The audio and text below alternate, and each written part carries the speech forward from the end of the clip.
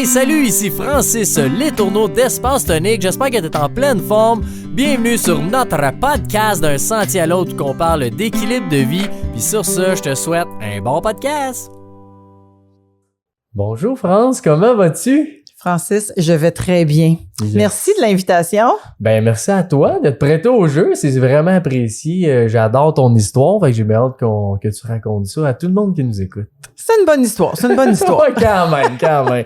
Ben allons-y quand même, si tu veux te présenter un petit peu, là, juste prendre une petite minute, là. C'est qui France Gauthier? Puis après ça, on va aller dans les détails de la conscience. Ben écoute, d'habitude, on me présente comme une ancienne journaliste, animatrice télé, mais aujourd'hui, comme je dis tout le temps, j'ai eu une bulle au cerveau en 2002 qui a fait que j'ai eu une espèce de réveil brutal et j'ai quitté la télé en 2010 pour aller enseigner le fruit de mes recherches sur la conscience humaine, ce qui fait qu'aujourd'hui, ben, je suis plus une animatrice de téléweb, animatrice de conférences ateliers, retraite sur la conscience. Puis j'ai écrit une douzaine de livres. En fait, là, je viens de publier mon 13e Connexion avec Pierre Lessard, qui est mon co-auteur sur d'autres livres aussi.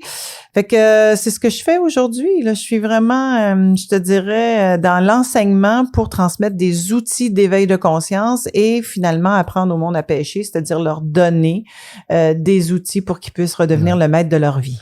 Puis, je sais que tu as fait plein de podcasts, t'en as un, entre autres, Visionnaire. Oui. Fait que tu as déjà parlé de ton histoire un peu partout, mais j'aimerais ça parce que moi, elle m'a touché, ta belle histoire avec Claire Lamarche. Ah ouais. Si t'es capable de partager un peu c'est quoi qui s'est passé, pourquoi tu as eu ce déclic-là d'ancienne journaliste d'enquête à dire « je vais m'éveiller ». Ouais. Puis c'est ça, j'aime dire que je suis une ancienne journaliste d'enquête, puis je suis passée de ça à femme en quête de compréhension, de vérité, de sens.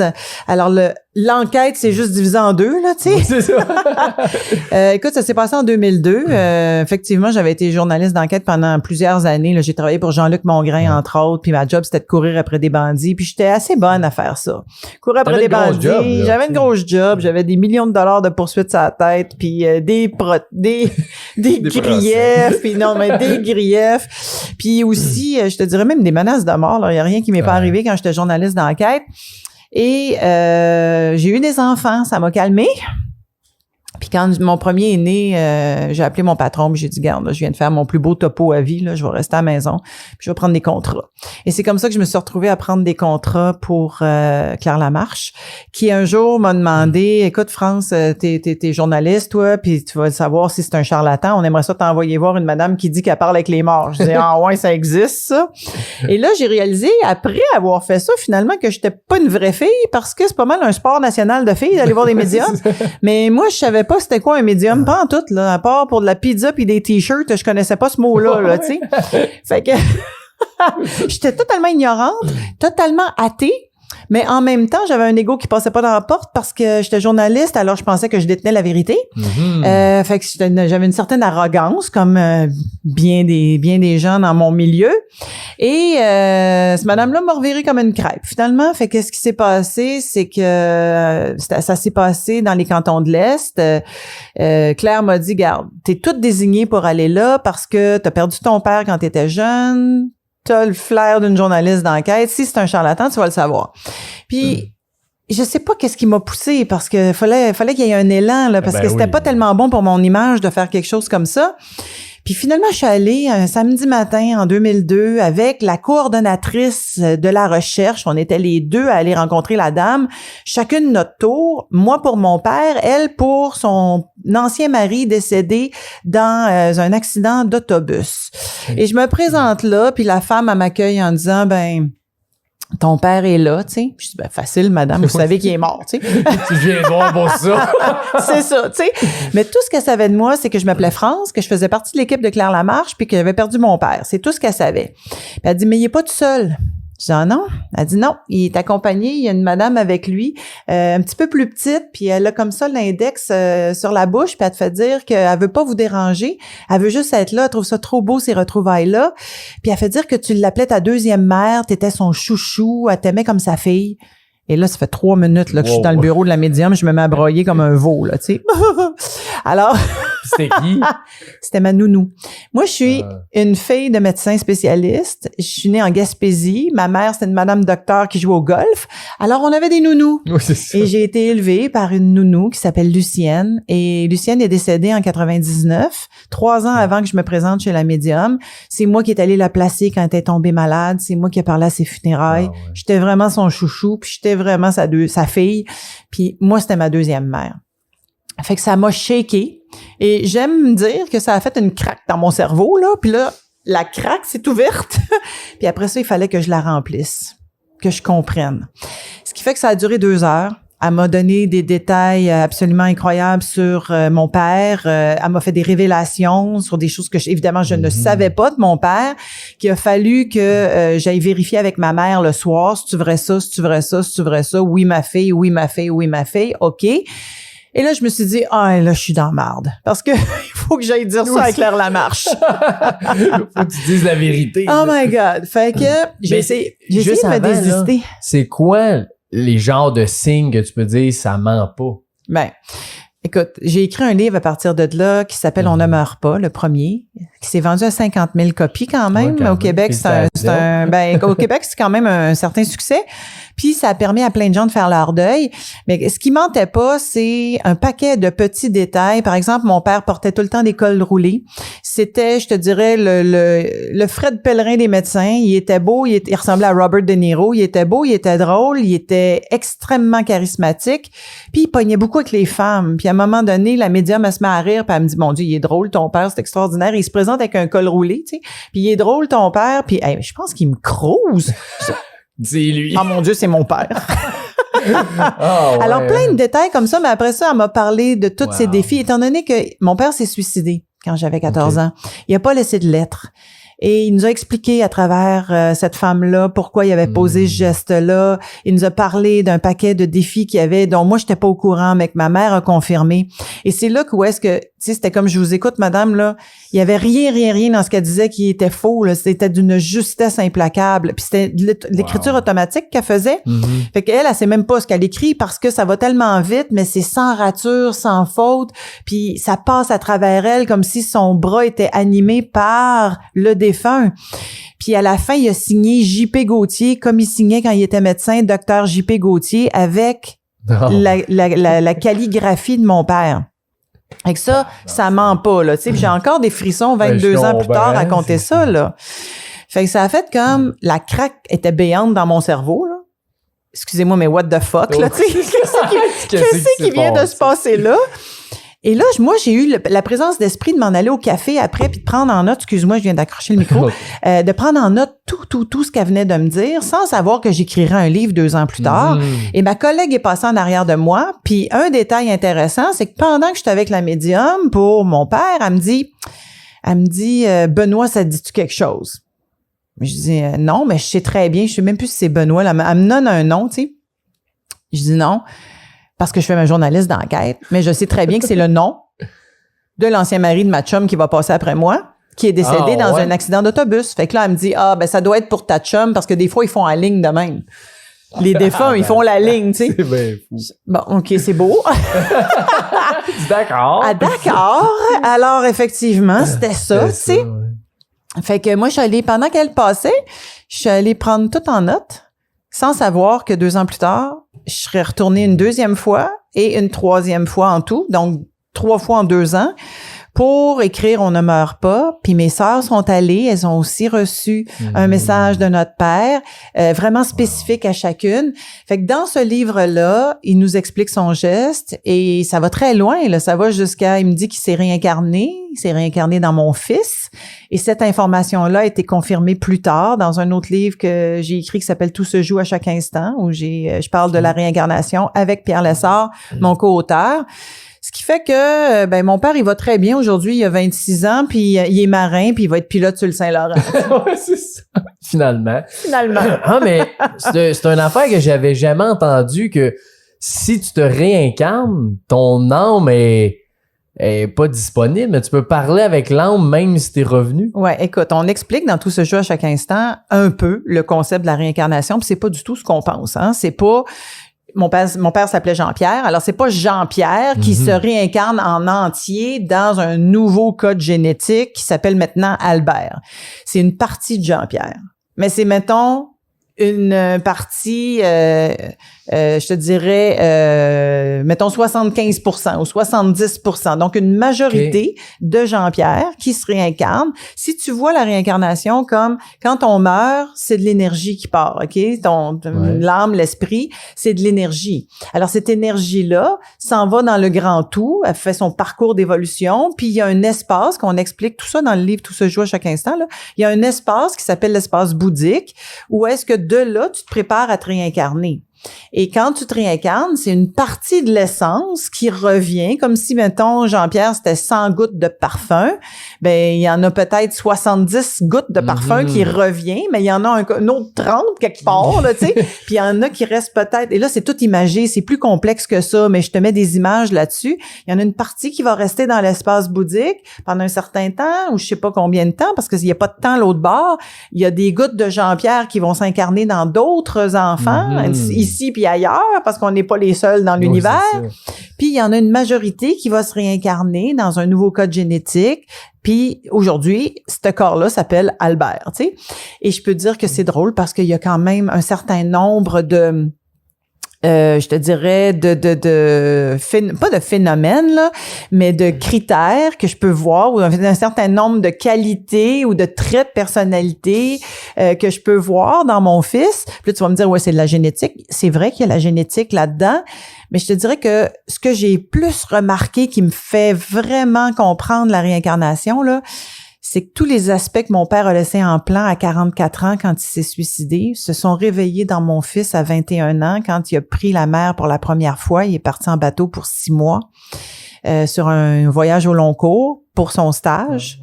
Puis ça s'est tout réveillé, ce que mon père avait laissé en plan dans mon fils. Et je savais, parce que là, évidemment, on pourrait penser que s'il s'est suicidé dans une autre vie, ça pourrait recommencer.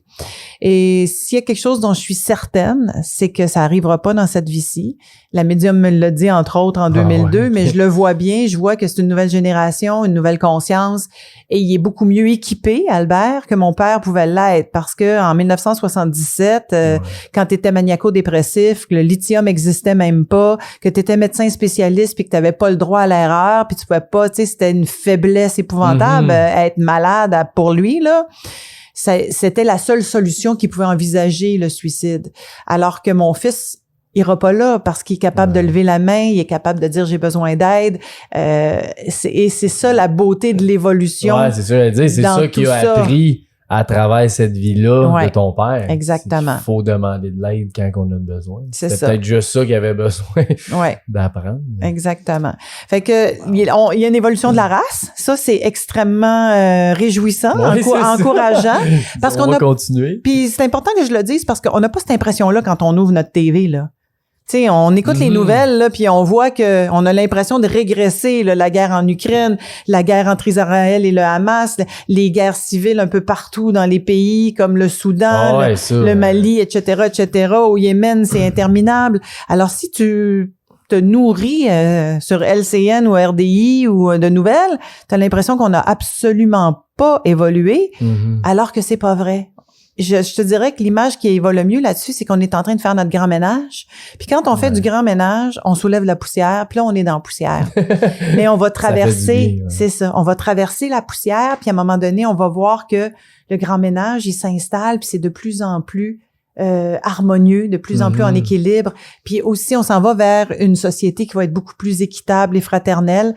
Je sais pas si on va le voir de notre vivant, toi puis moi, mais on est en train de placer les pierres. La fameuse ère du Verseau. Là. La fameuse ère du Verseau qui va durer longtemps quand même, parce que ça dure pas juste quelques années. On est en transition. Là. C'est ça. Tu sais, ça dure plus ou moins 2500 ans, une ère, là, pour faire les 26 000 ans de la procession des équinoxes, là.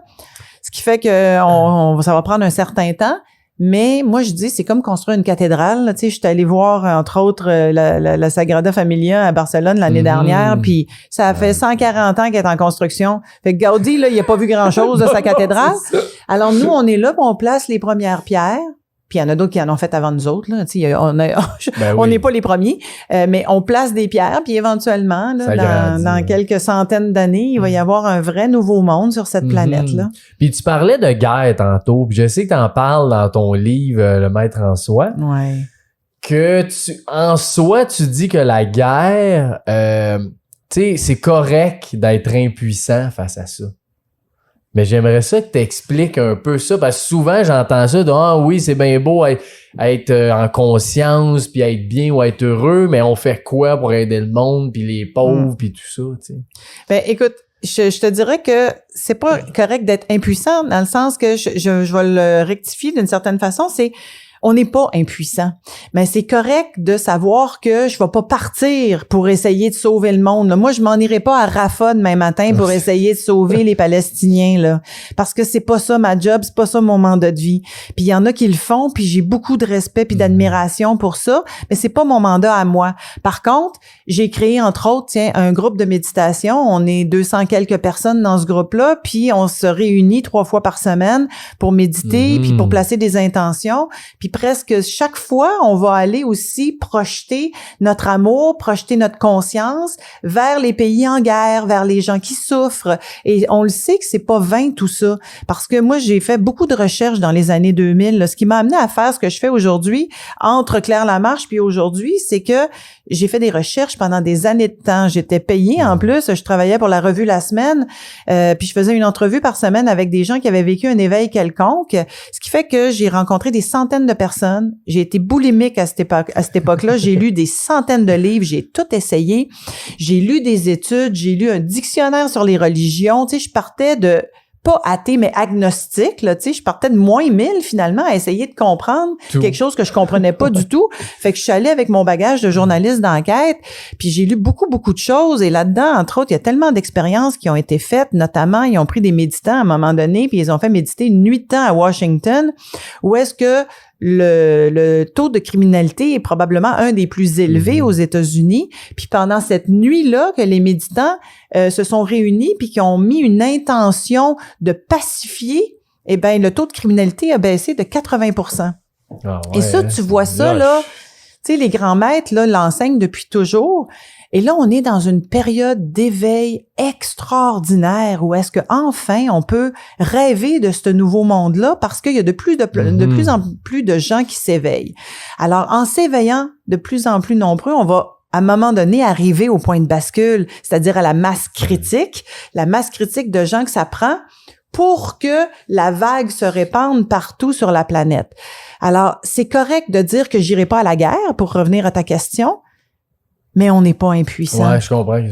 Je l'ai mal dit, mais c'est vrai. C'est correct de pas y aller, mais je suis puissant dans le sens qu'on peut faire autre chose pour la conscience, la collectivité. Exactement. Fait que avec mon groupe, puis tu sais, je te le contais avant qu'on commence l'entrevue, là, mais quand la pandémie est arrivée, le 12 mars, la veille que, tu sais, en fait, quand notre bon PM nous a dit on ferme le Québec, là, 12 mars 2020, j'ai vu le monde se garocher sur le papier de toilette, puis je me suis dit, attends, là, ils ont peur pour vrai, là, c'est quoi qui se passe là? Il y a un vrai problème. Il y a un vrai problème. Fait que je me suis dit, qu'est-ce que je pourrais faire? Tu sais, j'ai eu le flash de dire, moi, je médite à tous les matins depuis 15-20 ans, là.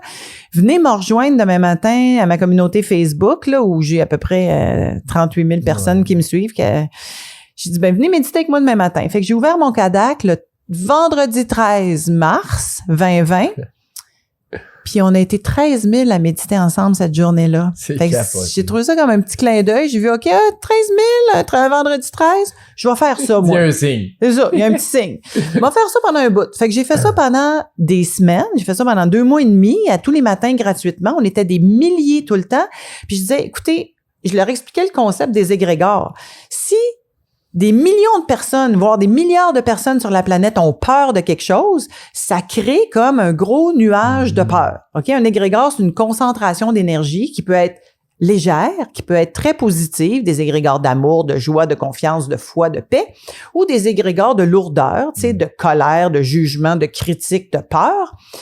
Fait que je dis, si on est une gang à se réunir puis à dire on va contrer les égrégores de peur puis on va en faire des égrégores de foi, de confiance, de joie, ben on va créer un équilibre.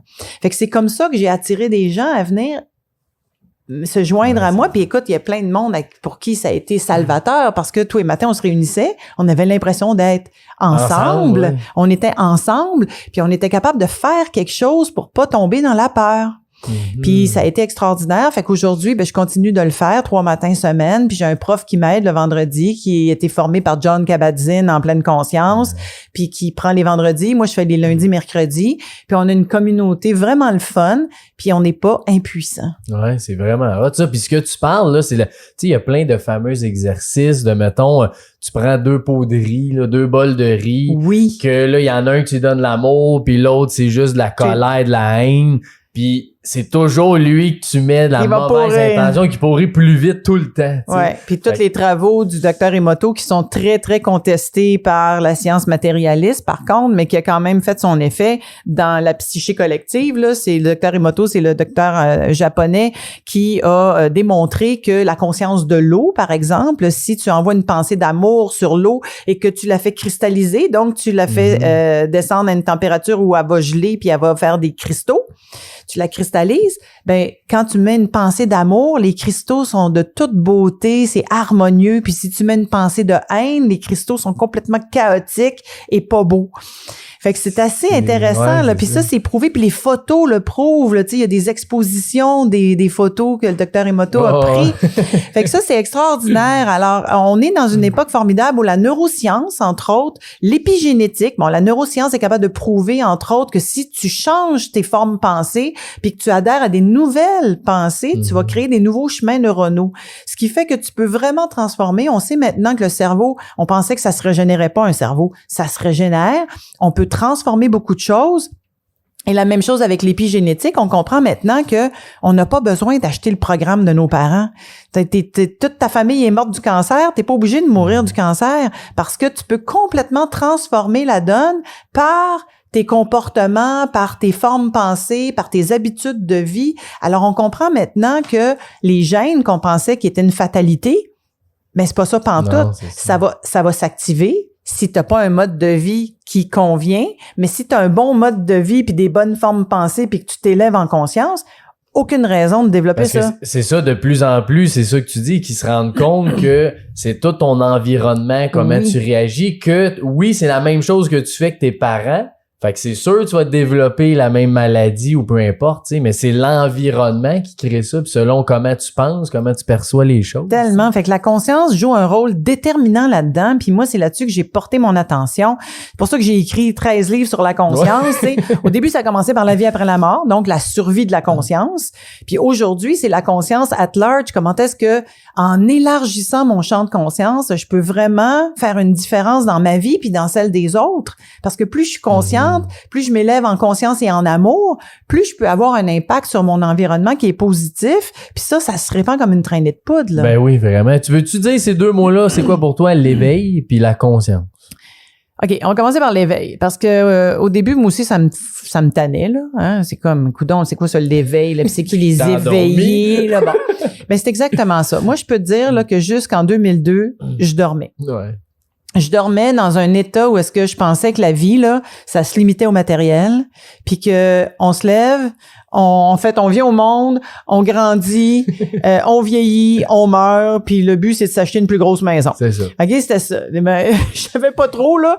Mais en même temps, j'avais cette envie-là, cet élan-là de contribuer à quelque chose de plus grand que moi depuis toujours, là. J'ai voulu être médecin, j'ai voulu être médecin sans frontières. Finalement, j'ai changé d'idée en 3e année d'université, mais j'avais un bac en sciences santé déjà. Je suis devenue journaliste pour aller changer le monde pareil, tu sais. Puis finalement, ben j'ai compris quand j'ai eu mon réveil. Donc, pour moi, là, ça peut être un éveil. Il y a des gens qui l'ont plus smooth que moi, là. Oh oui. Moi, c'est un 2x4 en plein front. Réveille-toi, France Gauthier. Ah oui. Ah ouais! Fait que quand je me suis réveillée, ça a fait, mais comment ça je dormais tout ce temps-là? Comment ça se fait que personne m'a dit ça? Comment ça se fait que personne est venu m'enseigner à l'école que la conscience survit au corps physique, qu'on n'est pas juste ça, qu'on est des êtres multidimensionnels, qu'on a des expériences dans plein d'autres mondes parallèles, qu'on est tellement plus grand que ce qu'on pense, tellement plus puissant aussi. Puis là, tu vois, je viens de publier mon dernier livre, s'appelle Connexion. Connexion, c'est une approche pour ouvrir tes canaux de réceptivité, ce qu'on appelle l'intuition, dans le fond, là. C'est toutes les voies de réceptivité du corps, qui est une antenne naturelle et qui capte l'information pour toi, pour ton chemin d'évolution à toi. Alors, être branché, être connecté à la connaissance, à la conscience, ça veut dire aller chercher l'information qui va servir ton évolution puis qui va t'amener à être un être humain de plus en plus réalisé, de plus en plus ouvert, heureux, épanoui, aimant, etc., etc. C'est ça, là, quand on parle des grands maîtres, on parle d'être réalisé. Moi, je suis totalement fascinée par la maîtrise. Et c'est d'ailleurs ma grande quête pour le reste de mes jours. Ça va être de comprendre le chemin de la sagesse, de la maîtrise, du grand éveil, puisqu'on parle d'éveil. Alors, ça passe souvent par un réveil. On commence par se réveiller. Fait que moi, je me suis réveillée en 2002, puis je me suis dit, ouais, qu'est-ce que c'est ça? Comment ça se fait que personne m'a dit ça? Mais souvent, on entend ça, que ça prend... tu sais, soit qu'on dit, là, faut aller au fond du baril pour remonter, ou ça te prend un choc émotionnel, des choses comme ça, mais pourquoi ça prend ça avant de s'éveiller? Merci. Là, on s'en va vers la conscience. Alors, bon. le réveil nous amène à la conscience. Alors, nous sommes des êtres qui, présentement, notre niveau de conscience sur la planète actuellement, là, on l'appelle le niveau de conscience de 3e dimension. D'un point de vue physique, c'est facile à comprendre. La 3e dimension, là, c'est exactement ce qu'Einstein nous a appris, là, puis les physiciens, là, c'est en haut, en bas, à gauche, à droite, en avant, en arrière. OK? Ça, c'est 3D. On est d'accord? On se comprend. Super. Ça, c'est la physique. Maintenant, d'un point de vue spirituel, la 3e dimension, c'est la dimension des émotions et des sensations. Ramtha. Est-ce que tu as lu Ramtha? Non. Tu sais c'est qui? Bon, OK. Ouais. Ramtha, c'est dans mes livres à lire. Ramtha, c'est un grand maître canalisé par un channel américain qui s'appelle Jay-Z Knights. Moi, j'ai lu tous les livres de Ramtha, là. Puis Ramtha, il dit qu'on vient ici, moi, te le résumé, t'as pas besoin de toutes les lire. Une phrase. On vient ici pour vivre des sensations. Alors, la 3e dimension, c'est le monde des sensations. Ce qui fait que dans les grandes, dans la grande famille des sensations, il y a ce qu'on appelle aussi les émotions. C'est une partie des sensations. En 3e dimension, l'être humain est submergé par ses émotions. Il n'est pas capable de voir clair. C'est très difficile d'être dans la conscience parce qu'il est constamment déclenché dans ses blessures et constamment dans ses émotions. Les émotions sont logées dans le plexus solaire. Je ne sais pas si vous voyez ici, là. Direct, le plexus solaire, c'est l'estomac. Au niveau de l'estomac, juste en bas de la poitrine. Et quand t'as pas besoin d'aller chercher bien loin, là, quand t'es en peine d'amour, en peine de trahison, en peine d'abandon, c'est que t'as mal. C'est comme si t'avais un poignard dans le plexus. Alors, t'es plié en deux dans une petite boule, là, en crevette, comme on disait, là. Ça fait mal. Ça fait mal. Ça fait mal. Alors, quand on est constamment déclenché dans nos émotions, c'est extrêmement difficile de vivre à partir du niveau du cœur. Parce que le plexus brûle. Fait que qu'est-ce qu'il fait quand il brûle? Il envoie de la boucane. Ton cœur est voilé. C'est une image, OK? C'est une image pour comprendre. Alors, le but de l'éveil, puis de s'élever en conscience, c'est justement de passer, entre autres, du plexus au cœur. Plus on va comprendre que nos émotions, finalement, ce sont des messagères. Elles viennent nous dire, regarde, là, t'as une émotion. C'est parce qu'en arrière de l'émotion, il y a une blessure. Occupe-toi de la blessure. La blessure, puis là, bon, il y a une madame ici au Québec qui a fait une job formidable, qui s'appelle Lise Bourbeau, qui a écrit, entre autres, les 5 blessures qui t'empêchent d'être toi-même. Moi, j'ai même pas lu ce livre-là parce que j'ai tout appris ça dans un autre source. Okay. Mais finalement, tous les chemins mènent à Rome. Fait que j'ai appris ça autrement, mais ça arrive à la même place parce que Lise Bourbeau l'a pas inventé. Elle l'a pris d'un psychiatre américain dans les années 60 qui avait identifié 5 grandes blessures. On pourrait rajouter à ça la culpabilité puis plein d'autres qu'on peut relier à ces grandes blessures-là. Les mots ont peu d'importance là-dedans. Ce qui est important de comprendre, c'est que quand tu es déclenché, il y a une émotion. L'émotion te submerge si tu n'es pas conscient que c'est une messagère qui veut te ramener à comprendre la blessure. Quand tu as compris la blessure, tu peux aller juste rencontrer la blessure. Moi, j'ai fait ça à temps plein là, dans les dernières années. Là. Jusqu'en 2011, là, je faisais ça à temps plein. J'ai une joke, là, tu sais, quand j'enseigne, je dis, moi, j'ai une chaise à émotion chez nous. Là. Oui, c'est ça. Okay? Quand je suis déclenchée, je vais là. Tu sais, puis Non, je rentre dedans. Ouais. Je vais la rencontrer parce que c'est une messagère. Elle a de quoi à me dire. Fait que je vais aller rencontrer mon émotion. Qu'est-ce que tu veux me dire? Qu'est-ce que j'ai à transformer? Et moi, je peux te dire, par exemple, ma blessure principale, c'est la trahison. OK? Je te regarde. Toi, c'est probablement l'injustice. Puis peut-être un petit peu de rejet. Et je peux le voir dans le corps, OK? Parce que dans mon esprit. Ouais, mais ça se peut trahison, ouais. Non, injustice. Mais bref, tout ça pour dire qu'il y a des morphologies associées à ça aussi, puis c'est bien intéressant parce que moi, j'en ai fait une spécialité. Là, je vois le monde sur la rue, je me dis, pauvre petit, trahison, pauvre petite humiliation, pauvre petit, tu sais, rejet. Bon, alors c'est comme une obsession, tu sais. Mais bref, ceci dit, ma blessure principale, c'est la trahison. Puis j'ai la morphologie qui va avec, puis toute ma vie, avant le réveil de 2002, ben j'étais une pauvre victime de ma vie parce que j'étais tout le temps déclenchée dans mes blessures de trahison puis d'abandon. Mon père, en se suicidant, là, ce qu'il a fait, là, c'est que ça a réveillé la trahison puis ça a réveillé l'abandon. Puis c'est drôle parce qu'on est 3 filles chez nous très proches en âge. On était 3 adolescentes. Puis il y en a une qui porte plus l'humiliation, moi plus la trahison, puis l'autre plus l'injustice. Et les 3, les blessures se sont réveillées au même événement, c'est-à-dire au suicide de notre père, mais pour le même événement, 3 blessures différentes parce que ça dépend du bagage que tu rapportes en te réincarnant. Et ça, c'est une très belle vision pour comprendre comment est-ce que ça fonctionne, le karma. Parce que tu reviens avec un bagage, puis un événement va déclencher différentes blessures en fonction de ce que chacun va porter. Fait que moi, ça a réveillé la trahison et l'abandon. L'abandon, tout le monde le porte à différents niveaux, là, pour toutes sortes de raisons. Entre autres parce que on n'a pas encore compris comment accueillir les enfants sur cette planète-là, vraiment de façon totalement éveillée, consciente. Ce qui fait qu'il y a une blessure d'abandon qui se crée dès la naissance. Mais bref, à différents niveaux, les gens vont porter un peu d'abandon, puis il y en a qui le portent en blessure principale. Fait que si je suis déclenchée dans mes blessures de trahison puis que je suis une pauvre victime de ma vie parce que c'est la faute de l'autre qui m'a trahi, je suis pas consciente. La conscience, c'est de comprendre que, OK, là, j'ai une émotion. Elle me dit que la trahison vient de se réveiller en moi et je sais, hors de tout doute aujourd'hui, qu'il y a juste moi qui peux se trahir. Il y a personne qui peut me trahir. Comment je me trahis? Je me trahis quand j'abaisse ma fréquence puis que j'attire, par exemple, des situations dans ma vie parce que t'attires ce que tu portes, OK? On émane, tu sais, de connexion, là, mon dernier livre, on explique tout ça. On émane une fréquence X en fonction des états qu'on va entretenir. Fait que si je veux avoir des états de joie puis de paix, il faut que je les choisisse d'une certaine façon. Puis sinon, je vais me laisser emporter par les égrégores de critique, de jugement, de découragement, de violence, de tout ce que tu veux. Alors ça, cet état-là va attirer l'équivalent. Fait que quand je suis dans mes peines de trahison, ben j'ai abaissé ma fréquence, puis j'ai attiré un scénario où je vais me sentir trahi. Si je le comprends, ben là, je peux faire la paix avec le scénario, remercier tous les acteurs qui sont venus jouer dedans, puis dire, OK, c'est beau. Tout ce que je te raconte là, c'est écrit dans le livre qui s'appelle « C'est quoi l'amour » que j'ai écrit en 2012. Puis c'est quoi l'amour, là? C'est sur mes névroses reliées à mes relations amoureuses et ça pourrait être transposé dans toutes nos relations. Puis c'est probablement un des livres qui a eu le plus d'impact parce que les gens, écoute, j'ai eu des centaines et des centaines de courriels de gens qui m'écrivaient « Ah, mon Dieu, on dirait que tu as écrit mon histoire. » Parce qu'on a tous et toutes la même histoire. En fonction des blessures qu'on porte, on va attirer des situations quand on n'est pas conscient. Puis là, on a l'impression que ça se répète tout le temps. C'est tout le temps le même pattern. Puis là, on décide de tout changer.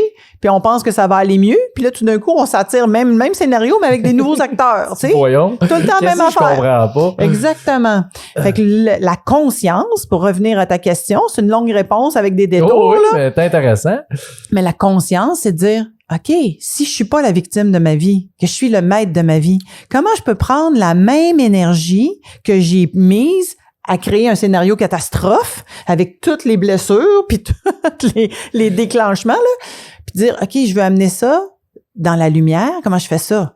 Ben, tu prends la même énergie avec, je te dirais même beaucoup moins d'énergie à voir comment est-ce que tu t'es trahi toi-même ou rejeté toi-même ou victimisé toi-même ou abusé toi-même ou peu importe, là, tu sais, abandonné toi-même. Où est-ce que tu as abaissé ta fréquence pour attirer ces scénarios-là?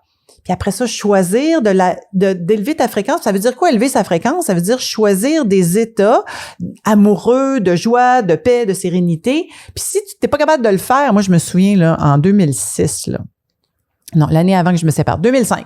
Avant que je me sépare du père de mes enfants, je suis partie en vacances en famille, puis j'ai apporté le livre Choisir la joie. Puis là, je me disais, OK, il faut que je choisisse la joie, il faut que je choisisse la joie, il faut que je choisisse la joie. Et je peux te dire, j'en étais parfaitement incapable, là, parce que j'étais totalement déclenchée dans mes blessures de toutes mes affaires parce que j'allais me séparer 1 an plus tard finalement. Alors, j'ai compris que tu peux pas choisir la joie si t'as pas d'abord rencontré l'émotion puis compris le processus. Ce qui fait que c'est ça que j'explique dans C'est quoi l'amour? En 2011, là, qui a été l'année la plus difficile, l'été le plus difficile de ma vie, où j'ai vraiment touché le fond du baril pour trouver finalement un trampoline. Ça, c'est le fun. Ouais, il y avait un trampoline dans le fond du baril. Mais j'ai compris que il fallait d'abord que j'accepte d'aller vivre l'émotion, d'écouter son message, lui demander carrément, qu'est-ce que tu veux me dire? C'est quoi que j'ai à transformer? Choisir de changer mon regard. Puis là, commencer à élever ma fréquence. Puis à la fin de l'été 2011, j'étais, je te dirais, guérie de mes névroses. Puis c'est ça le livre, C'est quoi l'amour? Wow. Parce que moi, ce que je me questionne là-dedans, c'est que oui, soit tout part de nous, mais des fois en relation, que ce soit amoureuse, collègue ou peu importe, des amis, t'as quand même un besoin de partager. Toi, là, t'as un besoin, il faut que tu communiques aussi. C'est quoi la ligne entre je dois moi changer ou je dois communiquer? Mais les deux vont ensemble. C'est-à-dire que, par exemple, là, tu sais pas, là, t'es en relation, il y a quelque chose qui accroche, tu te sens blessé. Ouais. Ben, moi, j'ai appris, parce que j'étais très réactive avant. Dans mon inconscient, j'étais très réactive, puis dans le fond, tout ce que je faisais, c'était de mettre de l'huile sur le feu à chaque fois. Bon, j'ai compris que il y a des fois une fraction de seconde ou 1 seconde ou un jour ou une semaine, mais il y a un certain délai entre la réactivité qui va mettre de l'huile sur le feu, donc tu t'es en réaction versus l'action juste qui va être quand la charge émotionnelle est libérée. Fait que quand la première étape, c'est de dire, OK, je suis déclenchée, ça va pas bien, mais aller respirer dedans, on s'en reparle après. Puis quand tu as respiré dedans puis que la charge est passée, après ça, là, tu peux revenir puis dire, voici comment moi je me sens quand il se passe telle situation. Je me sens comme ça. Y a-tu moyen qu'on trouve un terrain d'entente pour pas que je me sente comme ça, là, tu sais. Puis si ça se peut, il y en a une partie qui m'appartient, là. Ouais, mais c'est ça. C'est ça, il y a une partie qui m'appartient, mais dans telle situation ou telle autre situation, c'est ça qui se passe en moi. Y a-tu moyen qu'on trouve un terrain d'entente là-dessus? Fait que moi, c'est ce que j'ai appris à faire. J'avais pas le choix, là, parce que j'étais la reine de la réplique assassine. Puis qu'est-ce que ça faisait, là? Tu sais, puis tu peux facilement l'imaginer, là, à la vitesse que je dégaine, là. C'est ça. Bon, j'étais la reine de la réplique. Assez vite. C'est ça, tac et tac, là. Fait que le pauvre père de mes enfants, il y a goûté, là. Parce que, tu sais, il me mettait en réaction. Ouais. Puis là, ben, la reine de la réplique assassine, elle t'en a envoyé une solide. Alors, qu'est-ce que ça faisait? Ça déclenchait. Mais ça le déclenchait lui aussi. Puis là, on était déclenchés constamment un par l'autre. Tu sais, puis aujourd'hui, on est des amis, on est dans un partenariat extraordinaire. Moi, j'adore dire que j'ai la famille décomposée la plus extraordinaire de la planète. Là. Bon, cool. J'ai une famille décomposée formidable. Ce qui fait que il m'a appris, entre autres, c'est grâce à lui, parce que j'ai appris à dire, OK, attends une minute, là, je vais aller processer mon émotion, puis je vais revenir. Puis quand je revenais, j'étais capable de nommer les choses. J'étais capable de nommer les choses sans... Oui, exactement. Puis dans ce temps-là, là, l'autre l'entend beaucoup mieux. Puis des fois, là, tu sais, c'est nos bébites d'enfants, là, tu sais, pas... On est capable de se regarder quand on a pris du recul puis de dire, OK, là, j'ai fait mon enfant de 4 ans, là, j'ai fait le bacon, là, puis c'est correct, excuse-moi, mais voici, dans le fond, ce que ça a réveillé en moi. Puis là, on peut en parler sans la charge émotionnelle, tu sais. Sans se taper sa tête non plus, parce que ça reste qu'on est des humains. Puis, voilà. Ça arrive. Mais imagine si on avait appris ça à l'école. Ouais. T'as rendu compte? On aimerait ça. Prendre ça à l'école. Mais il y a quand même plein de courants qui commencent à l'expliquer, dont la CNV, hein, la communication non violente, qui est enseignée de plus en plus. Le hic, le petit bémol avec la CNV, c'est que on parle beaucoup des besoins là-dedans, puis c'est important de comprendre que nos besoins sont pas tous réels, tu sais là. Nos besoins peuvent être des besoins de l'enfant blessé de 4 ans qui fait le bacon. Fait que ça, faut comprendre fait la différence entre un besoin fondamental puis un besoin de l'enfant blessé. C'est quand même pas si facile à faire la différence. Ben avec la maturité, on peut le faire quand même là. Mais tu sais, c'est pas comme j'ai besoin absolument que tu me reconnaisses à temps plein puis que tu me dises que je suis belle tout le temps. Bon, ça, c'est l'enfant de 4 ans. Tu comprends? Tu es capable de le voir, la différence entre j'aurais besoin qu'une fois de temps en temps, là, tu sais, que tu reconnaisses quelques qualités que j'ai, pas juste les défauts. Tu vois la différence? Oui, c'est ça pareil. Essaye donc pour le fun. Ouais, c'est ça. T'es tellement belle.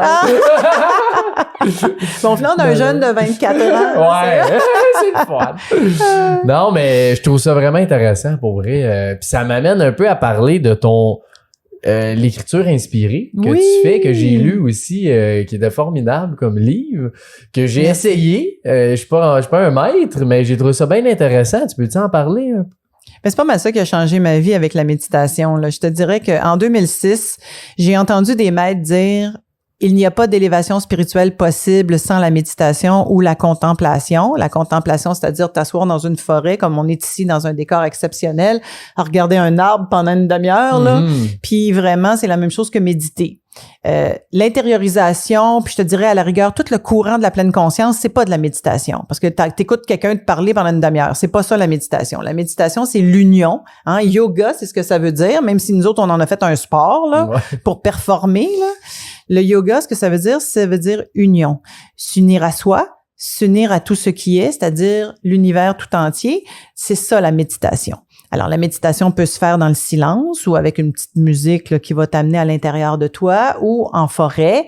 Mais l'idée, c'est qu'il m'avait dit, il n'y a pas d'élévation spirituelle possible sans la méditation ou la contemplation. C'est pas rentrer dans l'oreille d'une sourde. Je l'ai compris. Et cette année-là, je me suis assise les fesses sur une chaise puis j'ai commencé à méditer. L'année suivante, je m'en vais chez ma grande amie décédée aujourd'hui, Anne-Marie Séguin.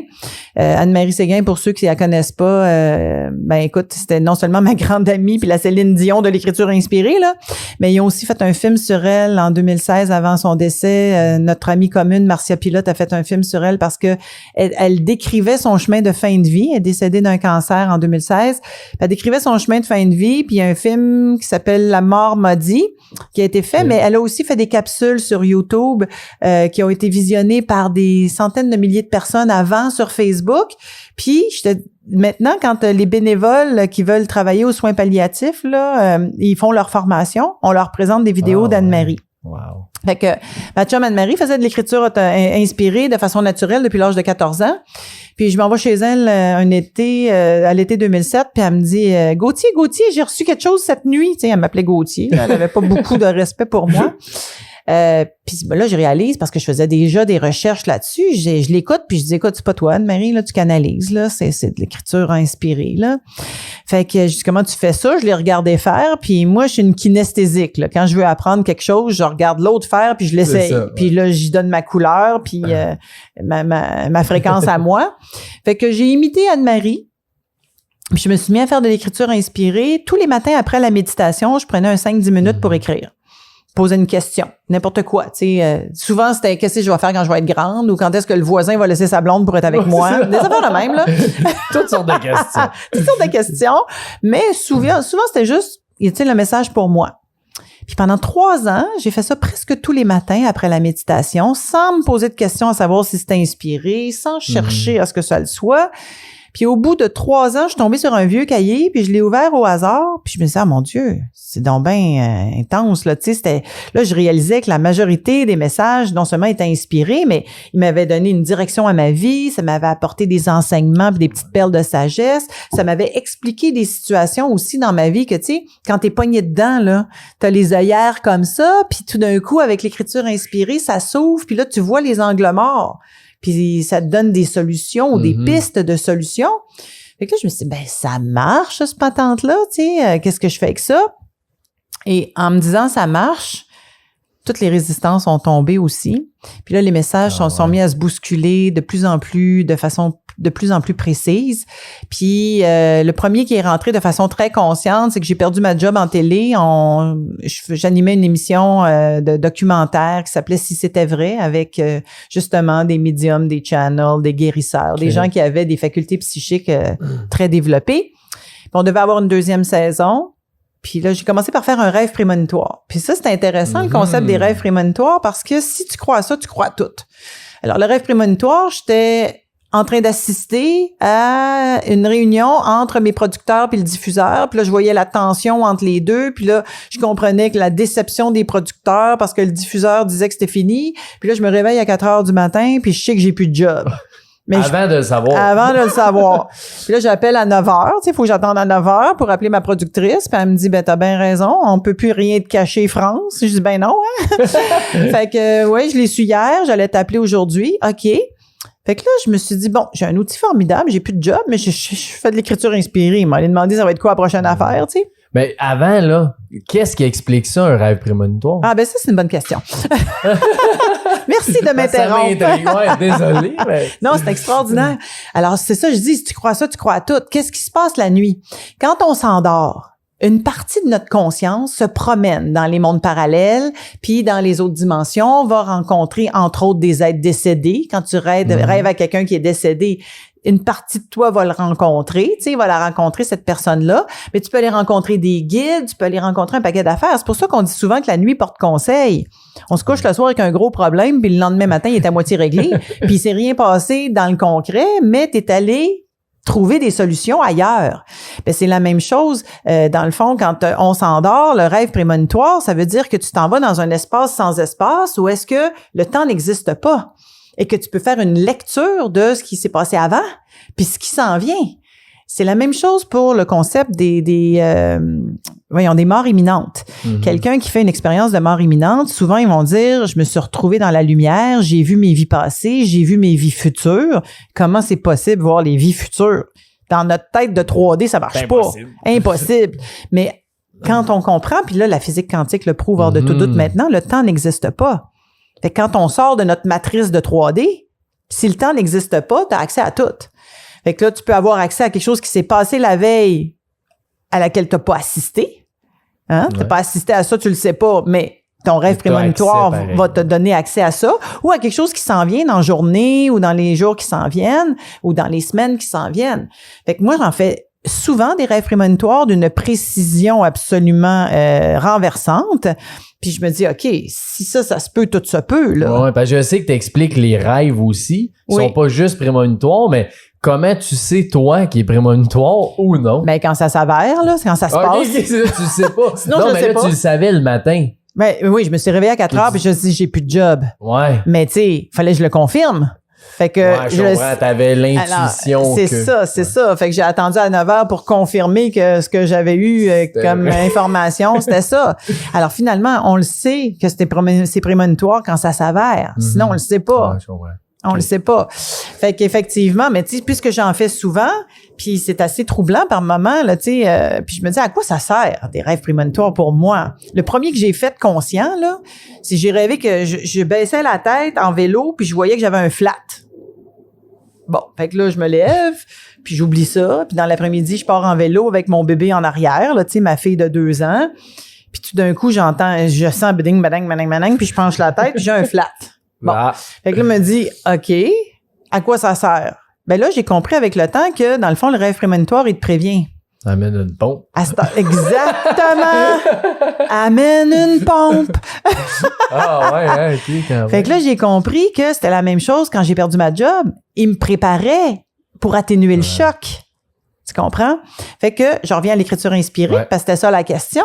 Je m'en vais ce matin-là, puis je me dis, bon, ben, t'as un outil formidable, France Gauthier, il va écrire là-dessus. Et là, ça me dit, écoute, là, les difficultés rencontrées, là, c'est pour te ralentir parce qu'il est temps que tu fasses un reset. Puis le mot reset, là, il descendait là, comme du cloud. Là. Tu sais, moi, la façon que je le vois, là, c'est comme si mon cerveau, c'est un ordinateur, là. Puis le programmeur, il est là, tu sais, la conscience est là. Puis elle t'envoie des downloads, là, tu sais. Puis toi, tu downloads à travers l'ordinateur. Bon. Alors, le download, c'était, il est temps que tu fasses un reset. Tu vois l'image, là, tu pèses sur le bouton, tu mets tout à off. Puis quand tu vas revenir, ta création va être changée, décuplée de vitesse puis d'intensité. Puis il a fallu que le message revienne à plusieurs reprises avant que je prenne la décision de tout lâcher. Puis cet été-là, en 2010, je suis partie à la campagne avec mes 2 enfants.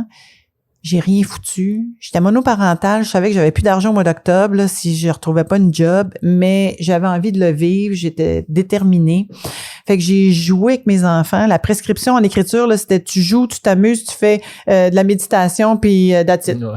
Tu joues avec les enfants, tu te baignes, that's it. Fait que j'ai fait ça tout l'été. Puis en revenant, là, ça s'est mis à se bousculer aux portes. Là, on m'a expliqué que une phrase qui est rentrée, entre autres, qui m'a marqué, c'est « Le web est votre toile qui peut faire lever le voile ».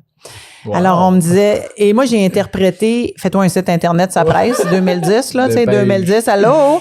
Puis, des années plus tard, j'ai compris, parce que des années plus tard, les gens ont commencé à m'appeler parce qu'ils avaient vu par le web ce que je faisais.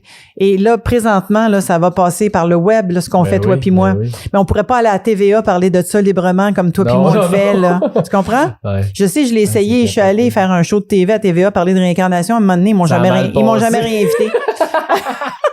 Je l'ai essayé. Fait que, bref, c'est bien intéressant de voir que, alors l'écriture inspirée, ce que ça a fait, c'est que ça a commencé à donner une direction à ma vie, pas juste ça, mais à m'apporter des réponses. Et là, j'ai commencé à l'enseigner. On m'a dit, tu vas l'enseigner, tu vas donner beaucoup de conférences, d'ateliers. Et j'ai commencé à me croire un petit peu, puis à faire les démarches. Puis tu sais, l'idée, c'est que t'as beau te croire, si tu fais rien, il se passera rien. Fait que je me suis mis en action.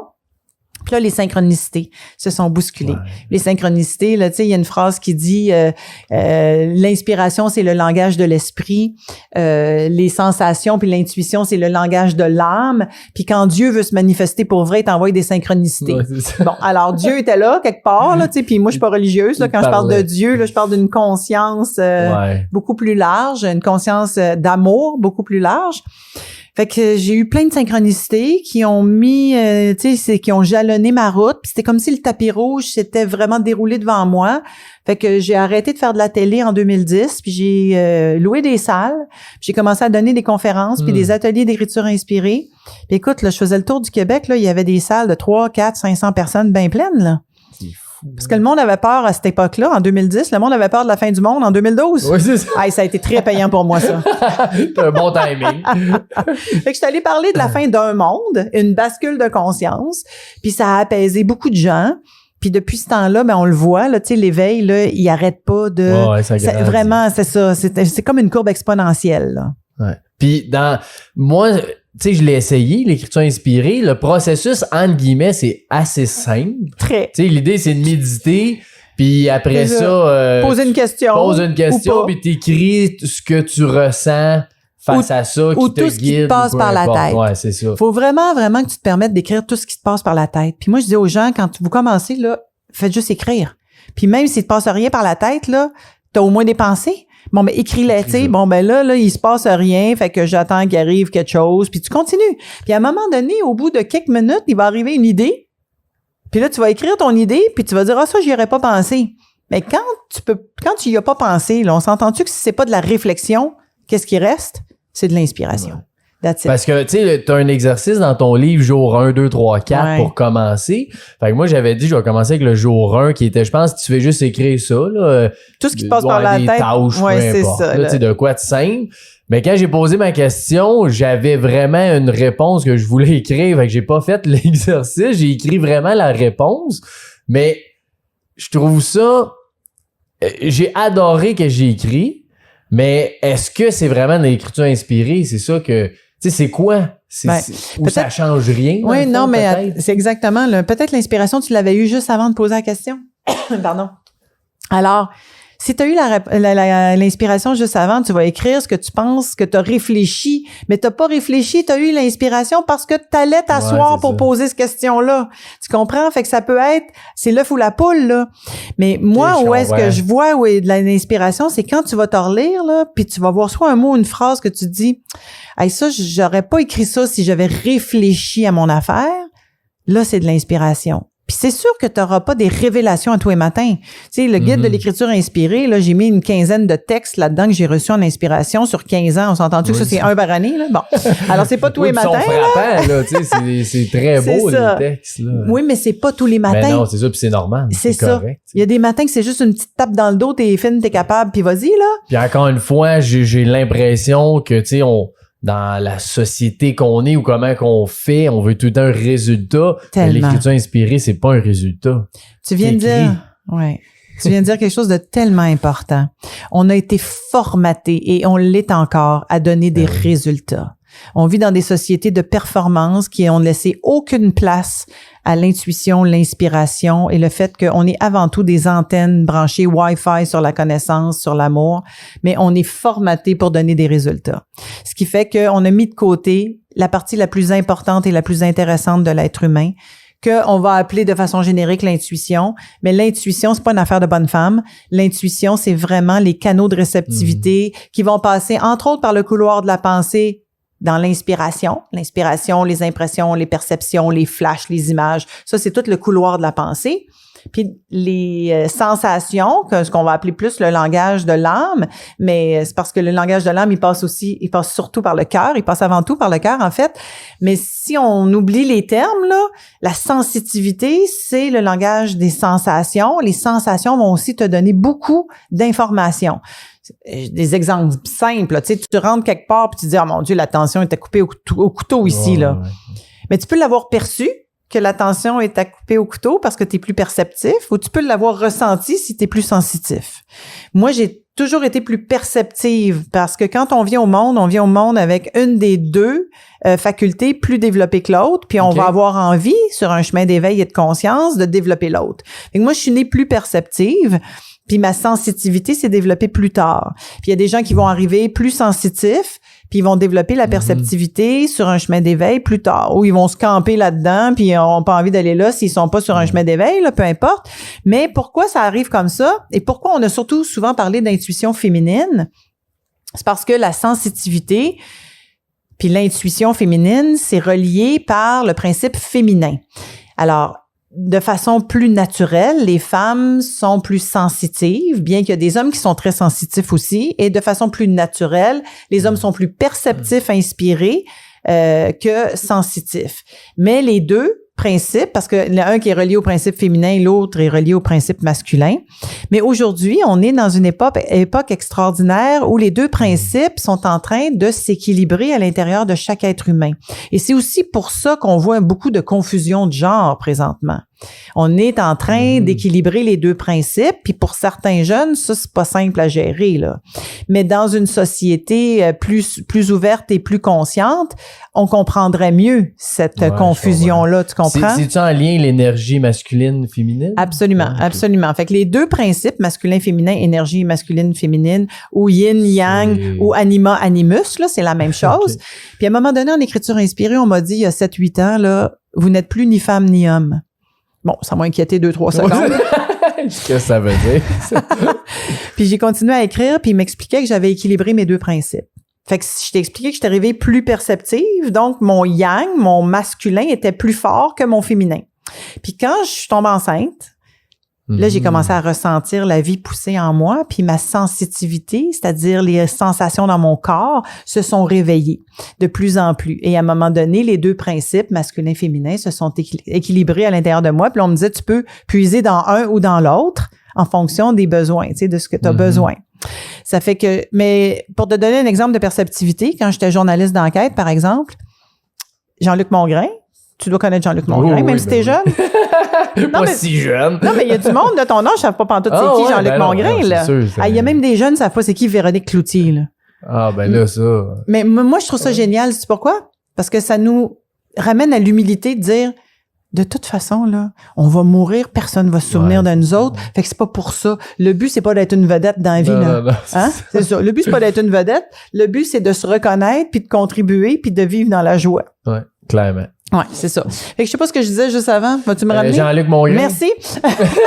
Perceptivité. C'est ça. Quand je travaillais pour Jean-Luc Mongrain, là, il me disait tout le temps, France Gauthier, t'as le derrière bardé de médailles. Il trouvait que j'étais chanceuse. Et alors, je me vois encore, là, je suis au 8e étage à TVA, puis là, je me vois me lever debout puis dire à mon caméraman qui traîne là, qui niaise, là, tu sais. Je dis, Paco, on part. On s'en va en reportage maintenant. Il dit, pourquoi maintenant? Je dis, parce que c'est là. Puis Jean-Luc, il me disait tout le temps, comment tu fais pour tout le temps pogner ton bandit la main dans le sac, tu sais? Alors, j'avais la perceptivité. Je percevais le moment que c'était le temps de partir. Puis, je m'en suis beaucoup servi. Puis, ça a été très, très prolifique pour moi du temps que j'étais journaliste. Je savais quand c'était le temps de partir pour pogner mon bandit la main dans le sac. Puis, tu l'écoutais, c'est surtout ça aussi. Oui. Écoute, c'était comme un élan. Je me vois me lever debout, là. Tu sais, go, on part maintenant. Pourquoi c'est maintenant? Elle sait pas, mais c'est ça. C'est ça. Bon. Alors, ça, c'est de la perceptivité. Il y en a d'autres qui pourraient dire, j'ai senti que c'était le temps de partir. Moi, je le percevais, d'autres vont le sentir. Ouais, je comprends. Tu comprends? Mais c'est le même élan de te lever debout puis de partir. Mm-hmm. Alors, c'est très... c'est pas quelque chose qui se réfléchit. C'est pas quelque chose que tu vas dire « Ah oui, ça s'est vraiment passé dans mon corps. » Ou « Non, ça s'est vraiment passé par le couloir de la pensée. » Non, on le sait pas. C'est pas défini comme ça. Ouais. Mais parce que moi, ça m'intéresse, ben là, je l'ai décortiqué dans toute une approche avec mon ami Pierre Lessard qui s'appelle l'approche connexion. Puis ça, c'est le nouveau livre, là. Fait qu'on explique tout ça là-dedans pour que tu puisses porter attention puis développer. Puis si t'es un petit peu plus perceptif ou un petit peu plus sensitif, tu vas avoir envie de développer l'autre puis commencer à t'ouvrir à tout ça. De toute façon, je pense que t'es jamais équilibré. Comme tu dis, tu en prends un moment donné, tu prends un peu d'un puis un peu de l'autre. Mais l'équilibre, c'est ça. L'équilibre, c'est de savoir que les deux principes sont activés puis tu peux vraiment valser de un à l'autre. Puis tu sais, sur un chemin d'éveil vers le grand éveil, là, parce que le chemin de l'éveil puis l'éveil, c'est pas la même affaire. On se réveille, on embarque sur un chemin d'éveil, puis le grand éveil, c'est ce qu'on appelle l'illumination, la grande maîtrise. Je peux te nommer des vedettes, là, genre Jésus-Christ. Oui, c'est ça. Ouais, alors, Jésus-Christ était un être réalisé, c'est un grand maître dans notre culture à nous, mais Babaji, dans la culture indienne, le premier Bouddha, dans la culture bouddhiste, et là, je peux t'en nommer plein d'autres, des grands maîtres, toute la lignée des yogis. Arnaud Desjardins était pas nécessairement un grand maître illuminé, mais Arnaud Desjardins, c'est un réalisateur français qui est décédé en 2011, qui était un maître d'amour. Amma, qui est toujours vivante, qui est une Indienne, qui a un ashram en Inde puis aux États-Unis. Elle apprend du monde dans ses bras. C'est la mère hugger, là. Elle a pris des millions de personnes dans ses bras. C'est un maître d'amour. Alors, dans le fond, le chemin vers la maîtrise et le grand éveil et la sagesse passe par l'ouverture de tes facultés. Tu peux pas passer à côté de ça. Fait que si ça t'intéresse de t'améliorer, d'envie d'évoluer, ben tu vas avoir envie de développer tes facultés de sensitivité, de perceptivité. Puis le sous-titre de connexion, c'est les 17 voies de l'intuition. Fait que les 15 autres, c'est tout ce qui est relié au sens, au double sens puis au clair sens. Okay. Alors le double sens, par exemple, si on prend la vision, qui est un sens, la double vision, c'est si je m'en vais dans ta forêt ici en arrière puis que je m'arrête, je vais être capable de voir entre autres le corps éthérique de certains arbres. Le corps éthérique, c'est le double de l'arbre, là, tu sais, mais je vais voir un halo de lumière. Je sais pas si tu vois ça. Non, mais j'ai entendu beaucoup de gens qui voient ça. Ben, mais ça s'est développé pour moi. J'avais pas ça avant, là. Mais parce que ça m'intéresse, ça s'est développé. Puis dimanche dernier, on avait un atelier à Québec de connexion avec Pierre. On avait 110 personnes. On les a fait se mettre au bord d'un mur, 2 par 2, puis regarder le corps éthérique de l'autre. On va laisser passer l'avion. Ouais.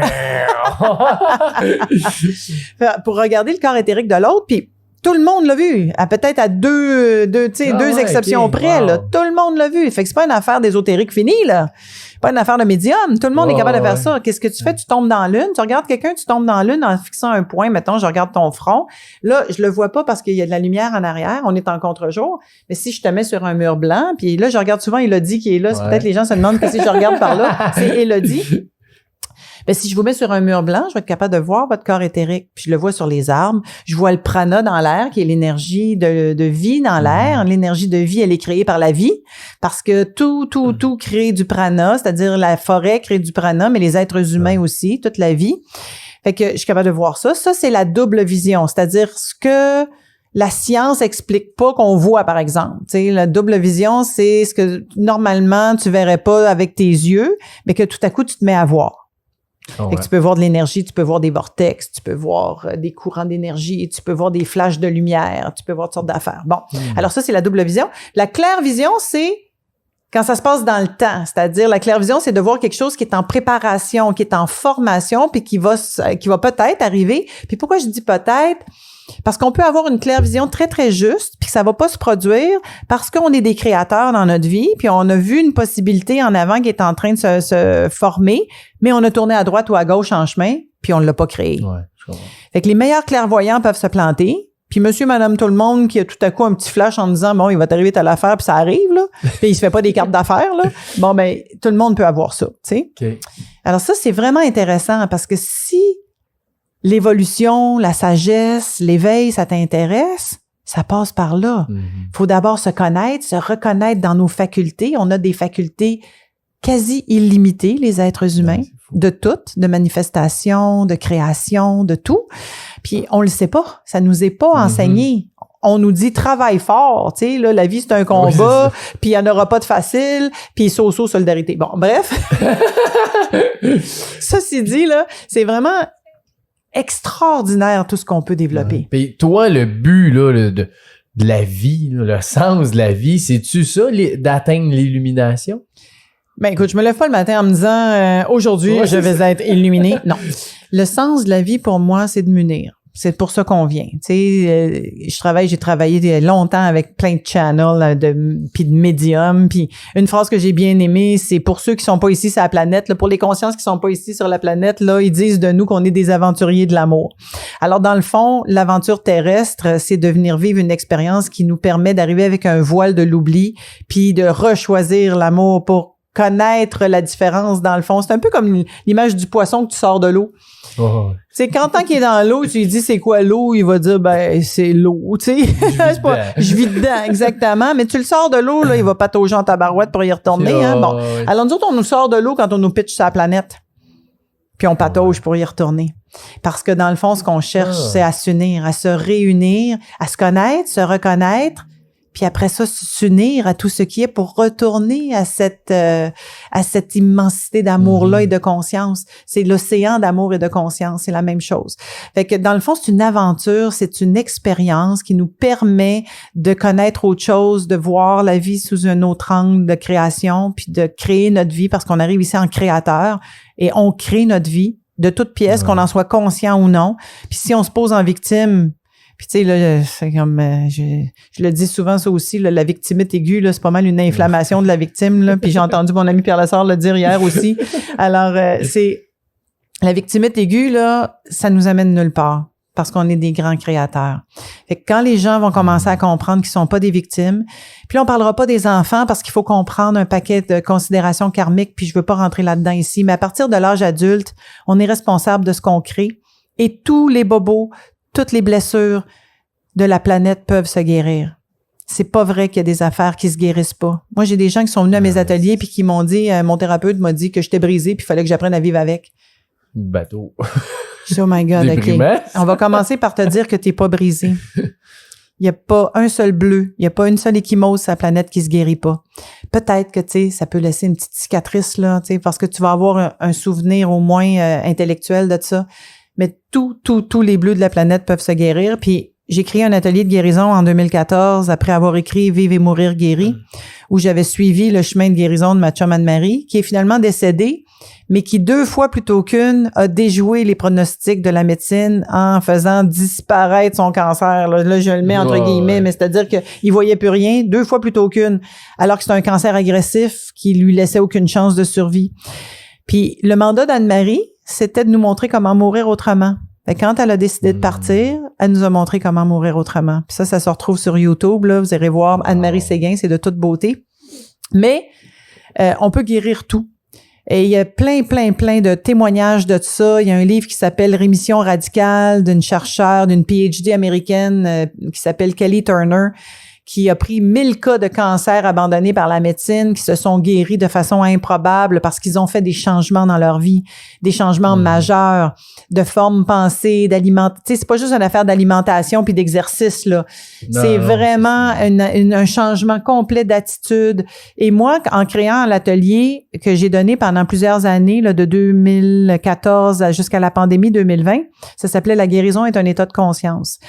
Puis je parlais pas de guérison physique, là. Moi, j'amenais les gens à guérir leur être, puis après ça, le corps suivra ou pas, tu sais. Mais mourir guéri, c'est une grande grâce aussi. Quand même, oui. Et là, je me suis mis à découvrir que quand tu donnes des outils aux gens qui veulent changer, puis qui font ce qu'il faut pour changer, tout peut t'arriver, là. Fait que j'ai tout vu se guérir. Des scléroses en plaques, des cancers, des dépressions chroniques, de l'anxiété, mais des blessures aussi de l'aide profond, là, c'est-à-dire des femmes qui ont été victimes d'abus dans leur jeunesse, puis qui ont un mal de vivre, qui se guérissent, puis qui pardonnent, puis qui...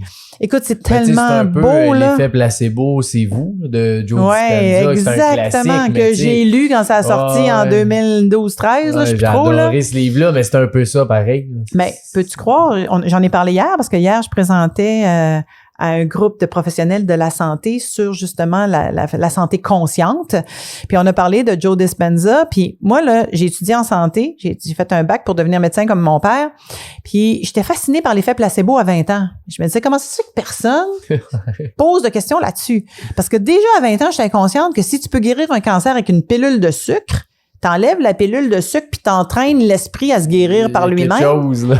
Ça va marcher, là. Puis là, je parlais à ma gang de professionnels de la santé hier. Vous êtes-vous d'accord avec moi là-dessus, là? Ben oui. OK, bon, si on est d'accord là-dessus, pourquoi on n'essaye pas justement d'entraîner notre esprit à comprendre que toutes les possibilités, tout est possible?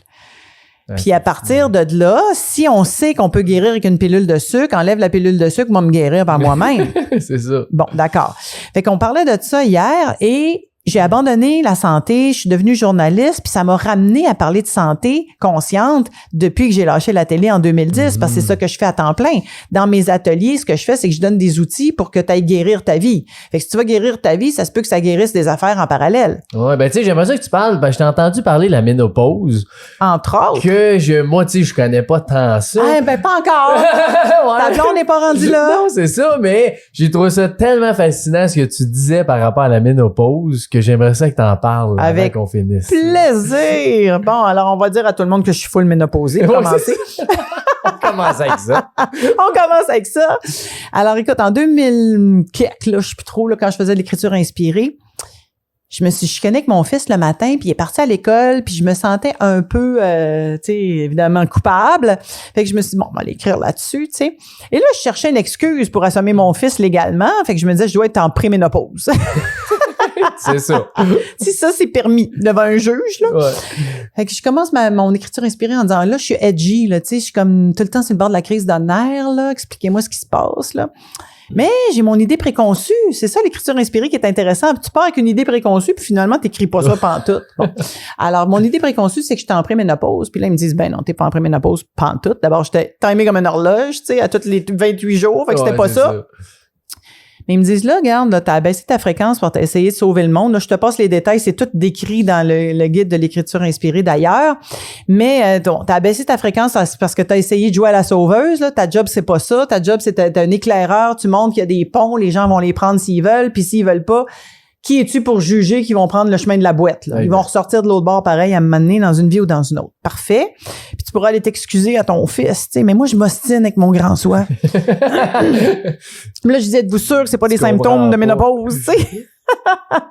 Êtes-vous sûr que c'est pas des symptômes de préménopause? Fait qu'ils me disent, non, regarde, on va t'expliquer. Là.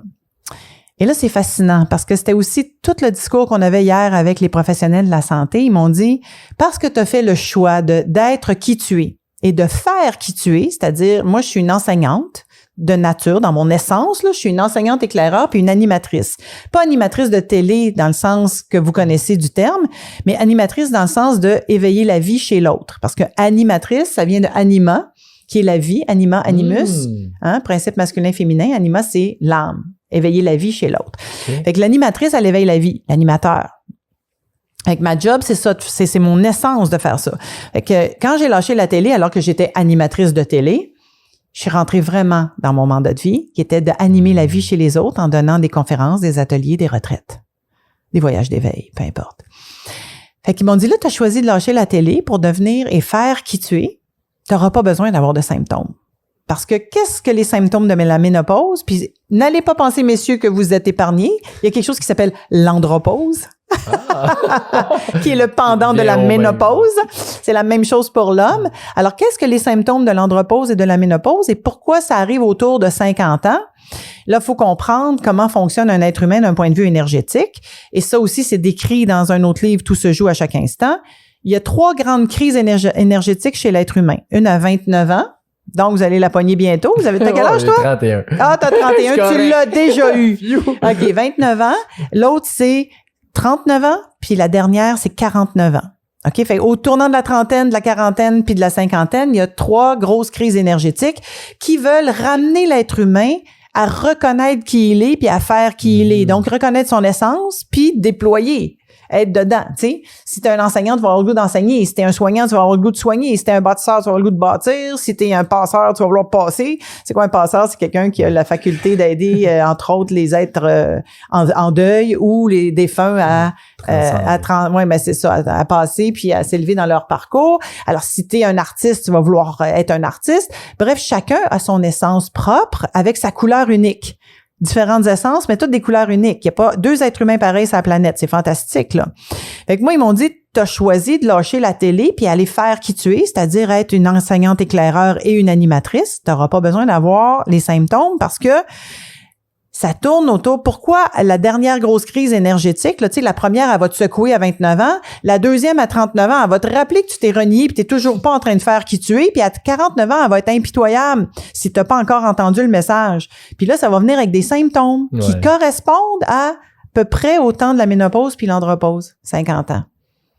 C'est ça qui fait que si tu fais qui tu es, puis que t'es heureux, puis que t'es sur ton X, puis que tu te déploies de façon sereine, t'auras pas besoin d'avoir des symptômes. Mais si t'es pas en train de faire qui tu es puis que tu t'es renié toute ta vie, ton corps va venir te shaker puis te dire « Hey! Réveille! Hey, le grand! Réveille! Va faire qui tu es. D'abord, commence par te reconnaître, puis après ça, va faire qui tu es. » Fait que c'est ça qui expliquerait qu'il y a des gens qui ont des gros symptômes de ménopause puis il y en a qui n'en ont pas vraiment. Ben, en tout cas, c'est ce qu'on m'a expliqué. Puis pour moi, c'est une réalité parce que je suis devenue ménopausée plusieurs années plus tard, sans symptômes. Et le seul symptôme que j'ai, puis qui arrive encore à ce jour une fois de temps en temps, c'est quand je me réveille le matin, si j'ai une pensée désalignée de me juger, c'est-à-dire « Oh mon Dieu, j'aurais pas dû dire ça hier, j'aurais pas dû faire ça, j'ai pas été fine, nanana », je vais avoir une chaleur. Okay. Instantanée. Puis je suis pas capable de relier chacune de mes chaleurs à une pensée désalignée au petit matin. Ouais. Puis sinon, j'en ai jamais. Je veux dire, quand j'enseigne, j'ai jamais de chaleur. Quand je joue avec mes enfants aux cartes, j'ai pas de chaleur. Quand je joue avec ma petite fille, j'ai jamais de chaleur. Fait que, tu sais, c'est vraiment relié à mes pensées désalignées. Puis dans mes ateliers, j'ai toujours des médecins, des infirmières, des gens de la santé, puis je leur compte ça, puis je leur dis, y a-t-il quelqu'un qui veut s'ostiner avec moi? Ouais, c'est dur.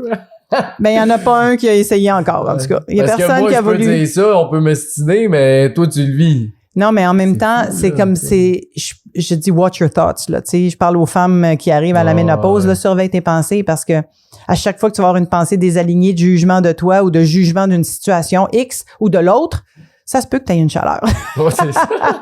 Ça se peut que tu aies un symptôme. Ouais. Fait que, tu sais, je veux bien croire, là, tu sais, qu'on peut aider les femmes avec les symptômes et tout. Puis c'est important d'aider les femmes puis les hommes avec leurs symptômes parce que quand tu apaises les symptômes, tu es plus enclin et ouvert à accueillir l'information que je suis en train de nommer là. Mais à partir du moment où est-ce que tu es conscient, tu peux pas retourner en arrière. Puis là, tu vas avoir envie de te reconnaître.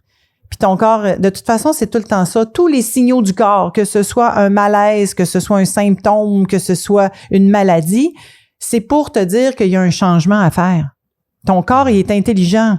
Chacune de tes cellules contient toute la conscience de l'univers. Là. Tu sais, les cellules, elles sont conscientes. On est parti de une cellule qui en a rencontré une autre, puis là, on est des milliards de cellules à partir de cette cellule-là qui était consciente. Pensez 2 secondes, là, comment est-ce qu'on fait un être humain, là. C'est capoté, là. C'est capoté, certain. Bon, mais quand tu penses à ça, tu sais que toutes les cellules sont conscientes, puis elles vont vouloir te ramener à ta conscience à toi. Fait que ton corps, c'est ton outil extraordinaire qui va toujours te dire, va te donner l'heure juste. Si t'es à côté de toi, que t'es en train de passer à côté de ta vie, ben c'est clair que ton corps va te rappeler à l'ordre. Ouais, c'est ça. Puis il faut l'écouter après ça. Il faut l'écouter. Il faut l'écouter. Ben c'est fantastique, France. Hein, n'est-ce pas? Ça fait-tu déjà 1 heure qu'on jase? Ben quand même, oui. Non. Je veux te donner un petit cadeau, ma chère France. OK, oui, je veux. Tu disais qu'on était puissant. On est très puissant. Ben ça, c'est un petit geste qui fait qu'on est très puissant. C'est les lettres bienveillantes. Ah. Fait que c'est un mouvement qu'on a parti de bienveillance. L'idée de ça, c'est qu'en gros, il y a ce que ça l'explique, t'as 5 lettres. À l'intérieur d'elle, ça veut dire un texte qui dit qu'en gros, il y a un inconnu qui a pensé à un autre inconnu. Puis que c'est un beau cadeau pour profiter de ce moment-là puis dire merci à quelqu'un que je verrai jamais, qui me donne de l'amour et de la bienveillance. Je vais regarder fait que tu peux mettre, on a des citations, tu peux les insérer dedans. Puis moi, j'aime bien écrire soit un podcast, un mot, une synchronicité que je veux qu'il arrive, ben je mets une intention en plus dans mon enveloppe, puis je mets ça n'importe où, dans un parc, une bibliothèque, à l'épicerie, je mets ça entre 2 pots de beurre de peanut. Fait que la personne qui voit ça, ben là, c'est écrit « Ouvre-moi » dessus. Fait que la personne ouvre ça, puis c'est un beau petit cadeau. C'est donc un beau geste. Francis, tu m'impressionnes. Quand t'es venu, là, peux-tu, moi, faire des compliments maintenant? Ouais, c'est ça, c'est à mon tour. Oui, c'est ça. Quand t'es venu me voir au Salon de l'Éveil après ma conférence, là, je t'ai regardé et je me suis dit, wow! Que ça fait du bien de voir des jeunes dans cette énergie-là, dans cette conscience-là. Fait que merci d'incarner avec beaucoup de, je te dirais, avec beaucoup de joie et de foi. La foi, là, c'est pas une affaire de croire en une religion, là. La foi, c'est de croire en la vie. Avec beaucoup de foi puis de joie, que les jeunes, puis ta génération, puis la prochaine, puis l'autre après, vont commencer vraiment à implanter sur notre planète, là. Fait que merci d'être ça. T'es bien gentil. Puis merci à ta gang, merci Élodie en arrière des caméras. Fait que, puis à tous ceux qui nous écoutent, ben commentez c'est quoi qui a résonné pour vous autres, puis on va partager un peu les beaux mots. Vous avez des questions, mais évidemment, je suis tout le temps disponible, j'imagine toi aussi. Bien sûr, France Gauthier. Peut te rejoindre, ouais, c'est ça. Faites France Gauthier sur Google, vous allez tomber sur ma grosse face. Puis tous ces livres aussi. Tous mes livres. Ils sont fantastiques. Puis ma page Facebook aussi, qui est quand même, je suis très active là parce que, bon, c'est là que j'ai le plus de gens qui me suivent. Puis ton podcast Visionnaire aussi. Visionnaire sur toutes les plateformes audio. Puis là, j'ai parti une affaire qui s'appelle l'Institut de la santé consciente. Fait que là, le Visionnaire est beaucoup axé présentement sur la santé consciente parce que j'ai réalisé à quel point c'est ce qui nous préoccupe le plus présentement. On est face à une épidémie de santé mentale, une épidémie de cancer. Il y a quelques années, on disait qu'il y a 1 personne sur 4 aurait le cancer dans sa vie. Aujourd'hui, on est rendu à 1 sur 2. Alors, le cancer, c'est vraiment un symptôme d'être à côté de sa vie, entre autres, tout ce que je viens de nommer. Ce qui fait que c'est important qu'on puisse être conscient de notre pouvoir créateur là-dedans, puis qu'on n'est pas des victimes de notre vie. Alors, voilà, si vous voulez écouter les podcasts de Visionnaire Santé Consciente, c'est sur ma page Facebook, la page de l'Institut et sur YouTube et toutes les autres plateformes. Spotify puis tout ça. That's it. Ouais. Yes, ben gros merci ma chère France. Merci à toi.